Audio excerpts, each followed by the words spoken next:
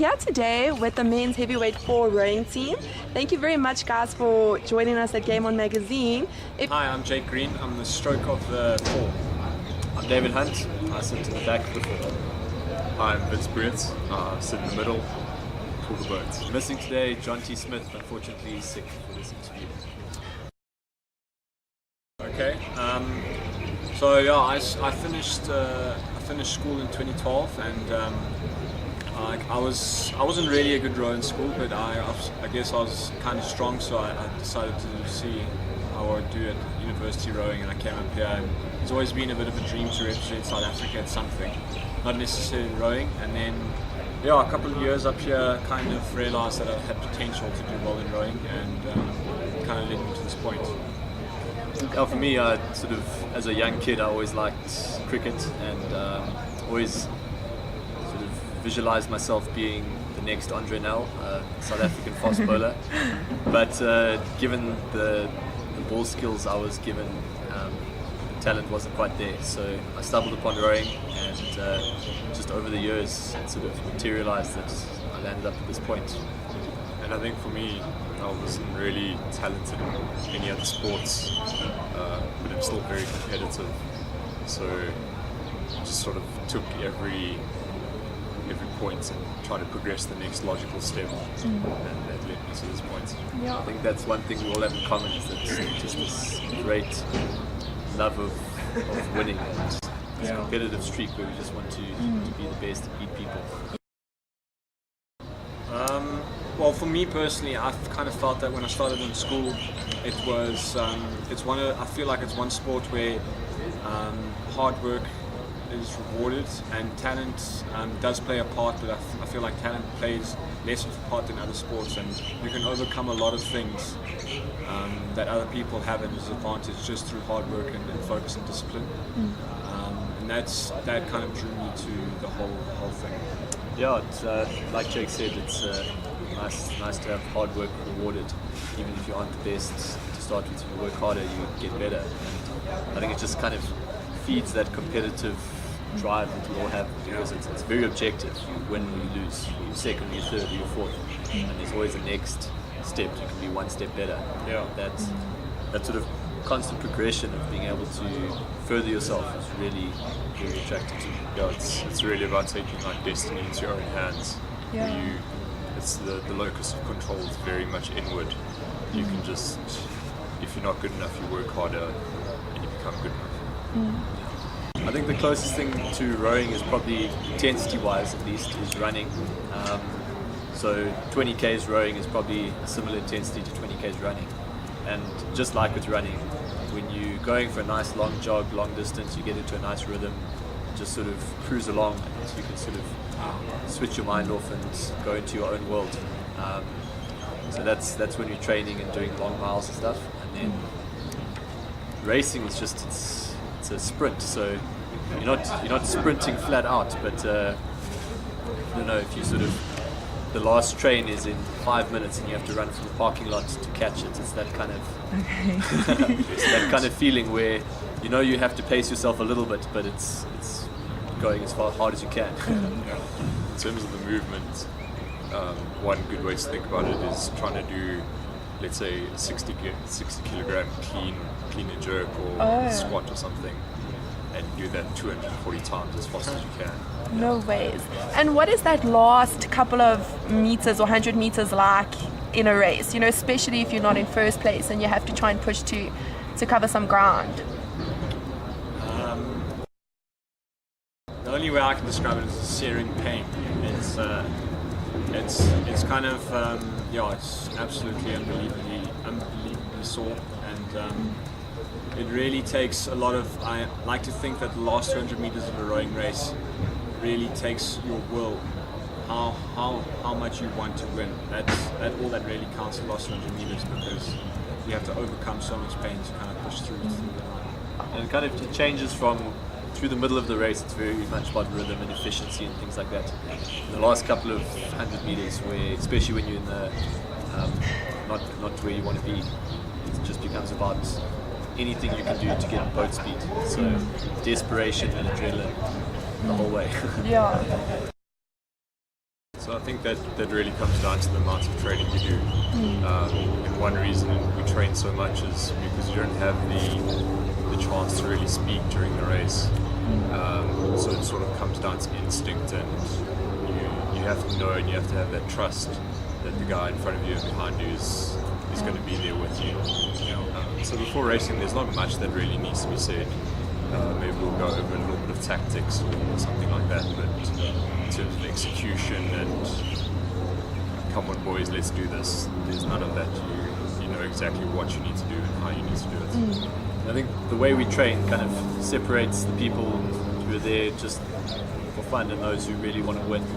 Like no one who really just doesn't really mind if they win or not would be willing to go through what we go through in training. So coming out, it's kind of like a stringent testing process, and anyone who comes out the other side, you can kind of bank on them that they are there to go all the way and they're going to win is there.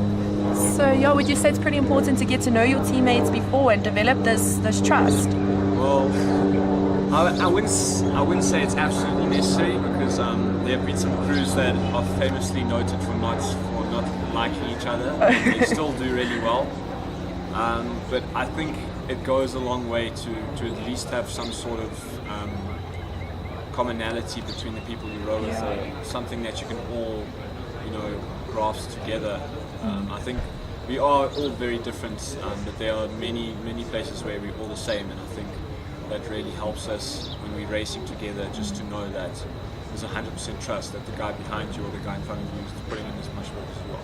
Yeah, we kind of don't have much of a choice of getting to know each other. We spend pretty much every minute of every day together training, and we all live here in Pretoria, and some of us stay in sort of the same complex or even the same commune.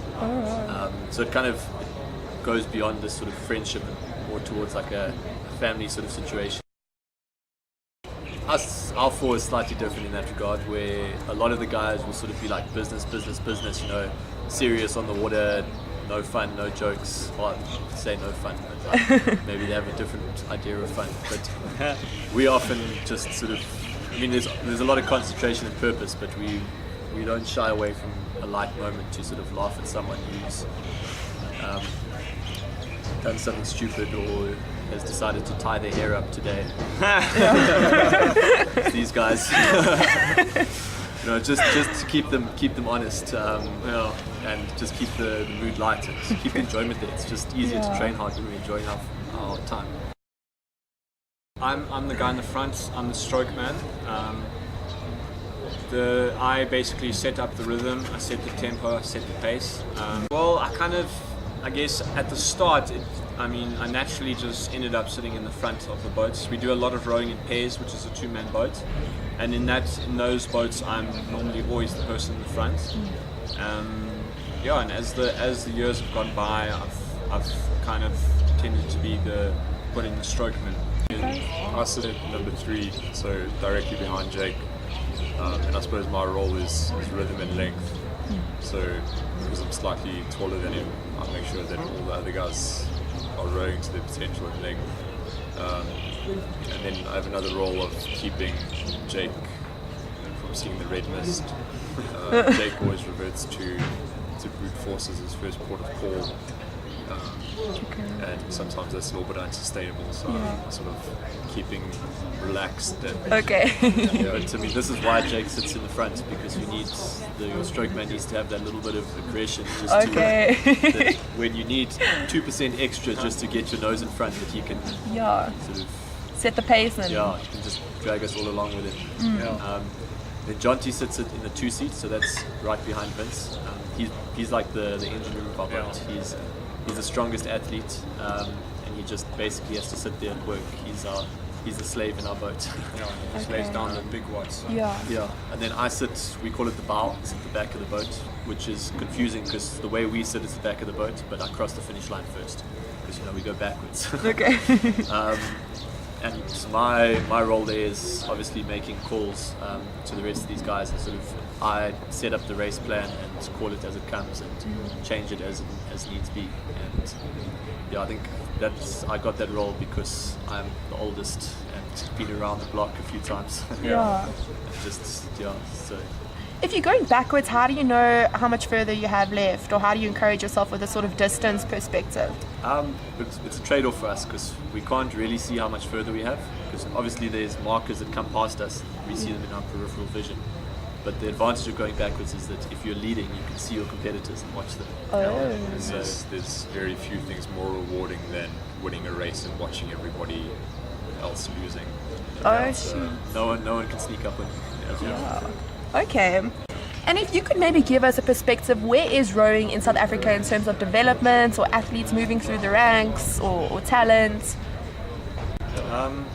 So I mean, at the moment we have quite a big group of young guys that have recently come through, and it's very promising for the next cycle. They're all training to go to the under 23s this year and towards students. And our school system in the country is normally quite well developed. And university rowing is also quite a draw. You definitely got to have fun if you're rowing at university. The sport is quite well known to be very sociable and light-hearted and a bit debaucherous, which is fun. And then the club system in South Africa is a bit smaller than school and university rowing. A lot of the older guys that aren't at university anymore, that have got a job, normally row in the club levels. Maybe if you could just give us a bit of a background of the build up to this point of qualifying for the Olympics. What is the challenges you've been facing, and what was that feeling like of finally qualifying? So there's two methods of qualification. The first being within a certain place at World Championships, which was last year August, and the second being final qualification, which is in June. And we unfortunately missed qualification in World Champs last year. Okay. And subsequently had to go through final qualification, which is a lot more stressful because either countries bolster their crews with stronger guys or sort of give it one last push, and that really is your only chance. And for 4 years of hard work to come down to 6 minutes of racing is mildly terrifying. So I can imagine. And how did you guys face that challenge? You must have gone in with a disappointment of not qualifying last year. This is your final shot. How was that experience for you? Look, I think as a crew we got over that long before. The crew's changed a lot since the crew last year. So Jake and I weren't in the crew from last year. So we've had a bit of a change, and we sort of found a new dynamic between us, and we saw it as a new project. But like Vince said, only 2 people qualify from late qualifying as opposed to 11 from the World Champs the year before. So it was a big task for us. But we just you just have to worry about yourself. So we trained really hard for this. We started in the 1st of October last year, a big group of us, and none of the boats were selected for the whole heavyweight squad, and there were 8 heavyweight rowers. So the competition was very fierce and cutthroat and ruthless for the next couple of months. And then that kind of competition really drives you to be absolutely best as you can be. And then by the time the boat was selected, we really were much faster than we had ever been in the past. And I think for us going forward, we knew that we had this, we knew that we were capable. We didn't have to pull something out the bag at the regatta. So for us, it was just executing our own race, and then just making sure that we're doing what we do best. And we came home with the win. Okay, and if you could describe your hopes for the Olympics to our viewers. We have a saying in the squad: we have one goal always, that's gold. But we know that it's an iterative process. You have to take small steps along the way. And for us, when we get to the games, our first step is going to be to make the A final, so a guaranteed top 6 position. And from there, we have a 50-50 chance of the medals. So then we fight for our one goal. And the competitors that you're hoping to beat the most in Olympics, who are they? Favourites for the gold are Great Britain and Australia, but particularly Great Britain are such a powerhouse in rowing, and their top guys are in our boat class. So we have a particular sort of rivalry with them, and Okay. beating them would be the absolute best Yeah. thing. Even if it's for sort of we beat them out of the medals and come third, it would be probably sweeter than beating anyone else. Yes. Each of you study a degree or plan to study a degree or finish a degree. How important is it to have this backup plan as a professional athlete? Well, I think for rowing it's Essential. essential. Yeah, it's extremely important. Although you have quite a long longevity as a rower, and you can do it for a long time. In terms of sustainability and income, it's unrealistic. So each of us are studying. A lot of us are studying professional degrees, and we ultimately know that we can't make a career out of this because there's no financial reward. So we do it purely for the enjoyment. Okay. And what is the backup plan after rowing? So it's quite funny. The three, Noddy and Vince are both engineers, plus Jonty's also an engineer. And I just bring a bit of balance with my English degree. Bring some culture to the science needs. Yeah, and what kind of engineering are you guys doing? Myself and Jonty are mechanical, And then I do biomedical. Okay. So there's definitely like an underlying passion for something else besides rowing. Yeah. And how would you encourage the younger generation for that maybe would like to do rowing as a career? You know, a lot of the athletes come through the ranks and they drop out of varsity or, you know, go straight from school into something and they don't think about a potential, you know, another potential career. So, yeah, how would you encourage them, you know, in the lessons you've discovered? Look, I think it's essential to have a balance with a sport like rowing. You can't really support yourself on a rowing salary, so there has to be another something else going on in your life. And it's nice to have a balance between have a bit of rowing and a bit of academics, and just balance it all out. Because if things are not going well with the rowing, at least you've sort of got something else propping you up, and if it's not going so well with the academics, then you've got the rowing. It's nice to have that balance. But rowing affords you, like in sports in general, affords you a lot of disciplines like time management and even hard work. And I think that's important moving into the professional world. So it's never going to be a bad thing. Yes. And also think that the university clubs in themselves are normally, the rowing clubs in general have a really good camaraderie and a really good sense of community.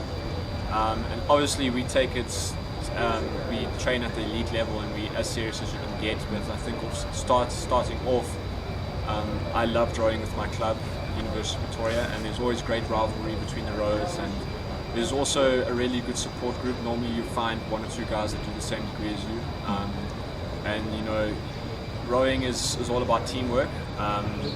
So you know that teamwork carries through, and you kind of help each other out where you can.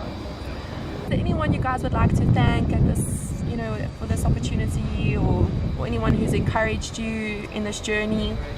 I think it's a very good time to thank our sponsors, which happens to be our parents. It's one of those. Rowing is one of those sports that you do need a lot of support from your parents and a lot of understanding that, you know, yes, your degree will take a little bit longer, and you know, you eat probably double what a normal person eats. That has cost implications, and I mean, without supportive parents, you can't do this.